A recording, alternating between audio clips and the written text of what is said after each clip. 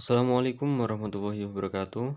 Di sini kami dari kelompok 10 akan mempresentasikan hasil kerja dari kelompok kami. Sebelum presentasi dimulai, di sini kami akan memperkenalkan anggota dari kelompok kami. 1. Pramita Sylvia Dewi, NIM 98. 2. Rika Amelia Febriani, NIM 99. 3. M. Najib Lutfi, NIM 100. 4. Dea Novita Kurnia Dewi, NIM 101. 5. Siti Nurhalisa, NIM 102. Manajemen global adalah evolusi manajemen dari dulu hanya memerintah serta mengawasi. Sekarang ini ditambah menjadi pelatih bagi semua karyawan agar dapat bersaing secara global. Orang yang memegang pimpinan sering disebut manajer atau pemimpin. Pemimpin, pembina, kepala, ketua, direktur, administrator, eksekutif, pengurus, pengelola, manajer. Manajer itu adalah orang yang aktif dan bertanggung jawab dalam melakukan tugas-tugas manajemen untuk mencapai tujuan organisasi. Manajer berfungsi dan berperan mengatur dan mengalokasikan sumber-sumber daya tersebut seoptimal mungkin, secara efektif dan efisien sehingga mencapai produktivitas dan kepuasan bagi semua orang yang bekerja sama dengannya.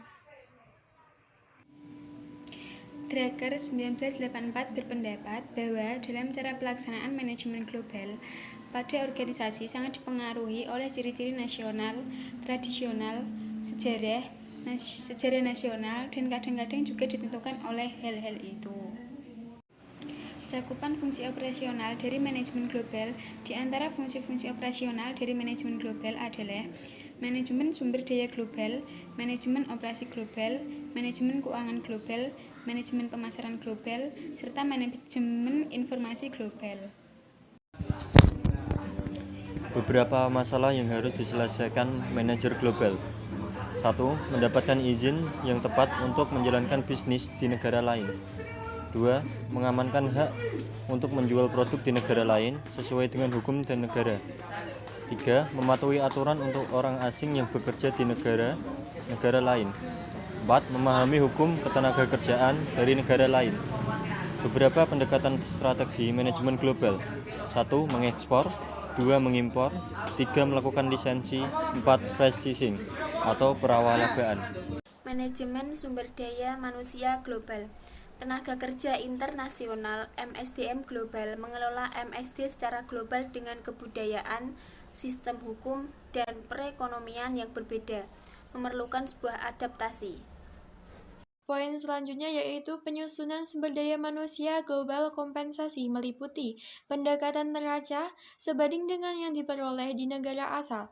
Selanjutnya pendekatan pasar global, komponen, tunjangan relokasi atau pindah perjalanan pendidikan untuk anak, penyesuaian biaya hidup, perumahan dan utilitas pembayaran atas perbedaan pajak.